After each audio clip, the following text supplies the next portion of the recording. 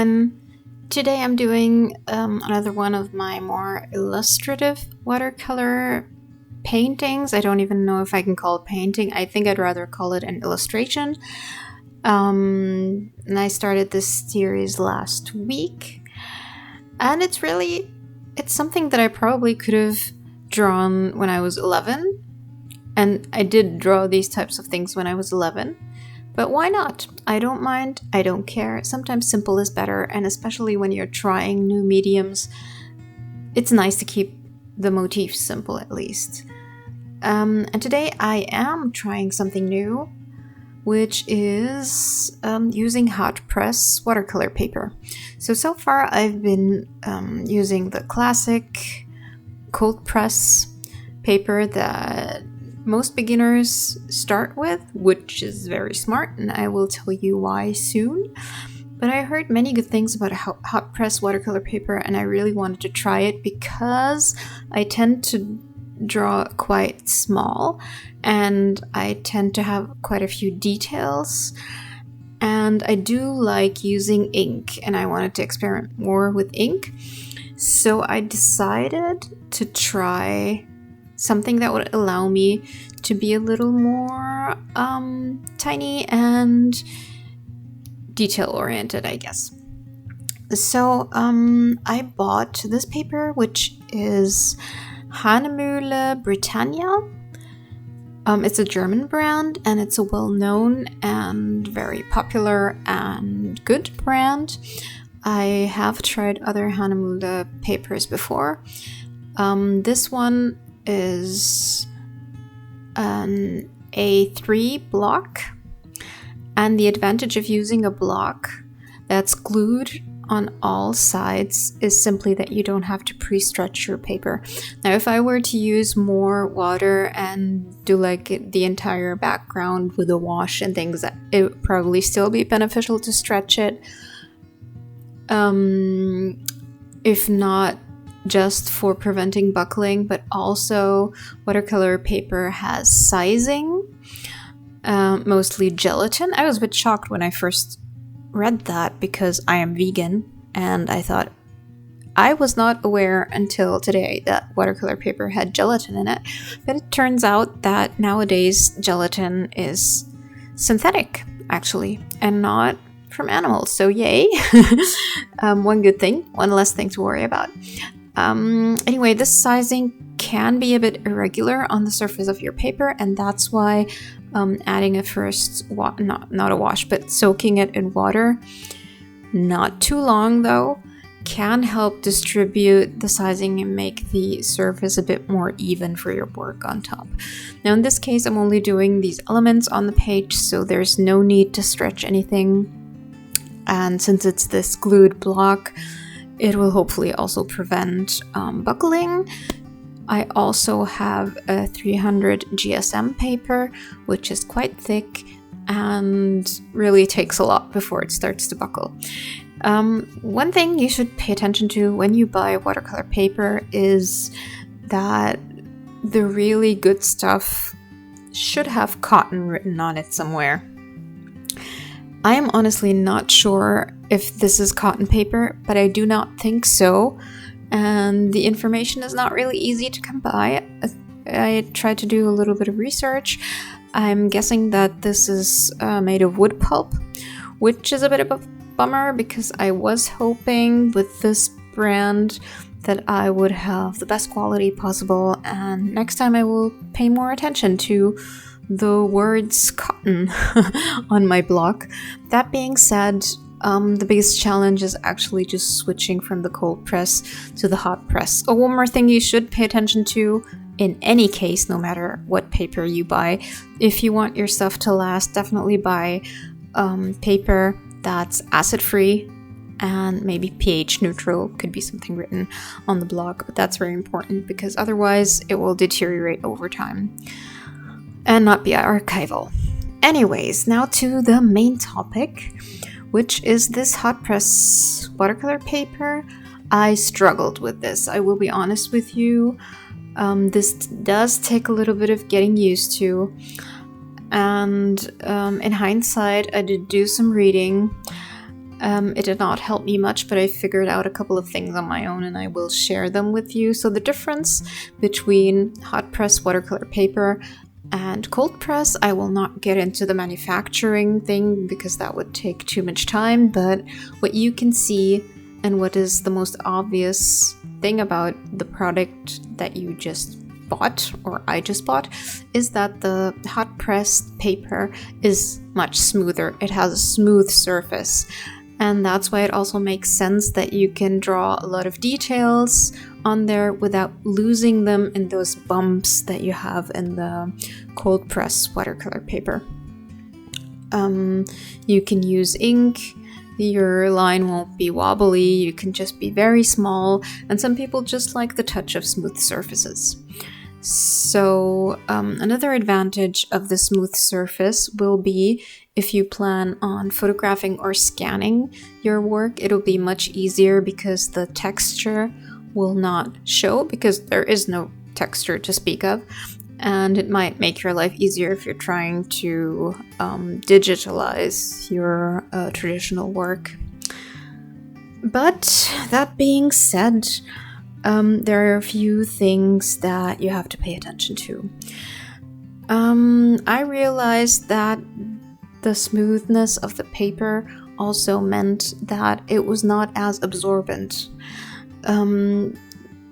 Paint, and especially water, just sits on top of it for a longer time, needs a while to dry, and this also has an upside, which is that if you make a mistake, it's relatively easy to lift your color and fix it.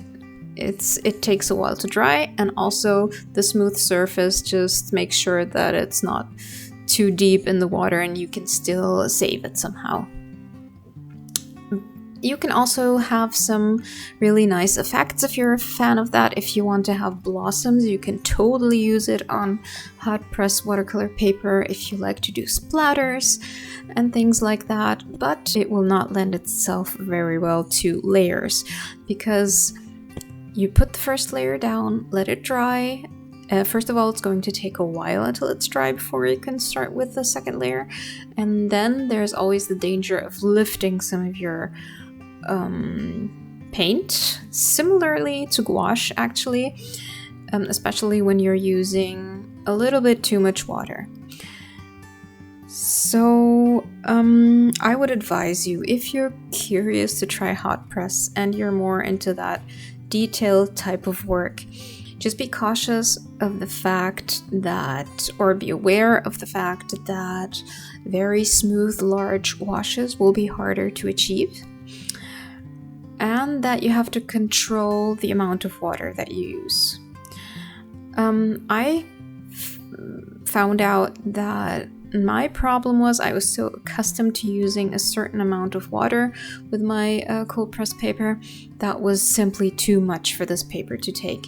And you can see while I'm painting here that my paint keeps making those puddles on top of the paper. And while that might be nice if you want to paint a really large surface area and you want something to dry slowly and like two colors maybe to blend into each other very evenly and smoothly, I felt that it was not helping my case because I was moving on to the next subject and not paying attention to what I just painted, and then coming back to realize that I'm getting these really blossomy hard edges, and you can see it very clearly on the bathtub in the middle, that you can have these zigzaggy lines right at the edges of the paper, and that's because all the paint is like pushed toward the limit of your puddle and dries there, and you lose the evenness of your outline. Now I will go over this with colored pencil, so I will be able to kind of soften that effect and bring out the outlines, the straight lines a bit more. But if this is an issue for you, here are some things that you could do. First of all, you can lay a sponge near your setup or right next to your palette, or just some extra tissues where you can blot your brush before you place it on your paper, just to make sure that you don't have too much water in your brush. Also, when you're mixing, make sure that the water paint ratio is a bit different, that you use a bit more paint than water. Also, the type of color or shade that you're using will make a difference. If you're going for very staining pigments and opaque pigments, then that's probably going to be easier for you, as with my porridge bowl that I did right at the beginning of this video. I used this buff color that's very opaque, and I didn't have any problems with that. But the more translucent your pigments are, you're going to run into a little bit of trouble. Just make sure that you don't use as much water. And just keep a scrap of watercolor paper next to your palette to see how dark or light the colors really look. What I did a lot, because I just wasn't accustomed to using less water, was keep a tissue nearby to take off the excess after it has landed on my paper, which is a bit more complicated, but at least you can fix your mistakes that way. If you have a puddle on your paper, you can always grab a piece of tissue and make sure that you take off what's too much, so it doesn't blossom too much on your page, and so that the intensity of the color just remains pretty much the same as you're seeing it right now. I have to say though that colors are brighter on this paper. It's like the texture and the ups and downs and mountains and valleys makes everything a little bit more dull. So if you're into really bright colors, you might prefer the hot press despite everything I've just said. For me, my personal taste, I actually kind of miss the texture of the hot press. I do like it when it's a little bit, I guess, noisy in the background. I feel it's a bit more warm, especially since this is a very white paper. Maybe that's another reason for that it's very white. And then the lack of texture just makes it feel a bit too clean for me. But I'm sure that that's a matter of taste.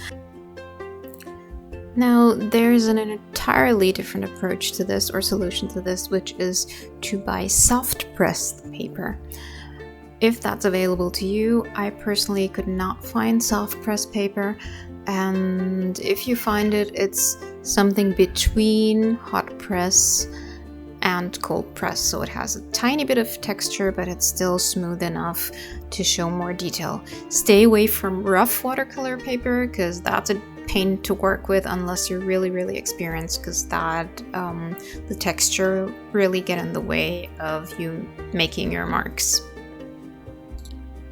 Another thing you could totally do, which I did not hear, is soak the paper beforehand, or just use a lot of water on your first layer, and then you cannot repeat that on the second layer though, because you will be disturbing the first. Just use water to wet your paper and start going in with your colors when it's just cool to touch, and that will change the way the paper absorbs everything, and it will give you a little bit of time to play with everything until it's dry. As a side note, when you're sketching, try not to erase too much, because the surface will not take too much handling, and also make sure that you don't have lotion on your hands, because that will definitely hinder absorption. So try it out, let me know if you like it or not, and I hope you have a wonderful week. Stay creative, and I'll see you next Friday. Bye!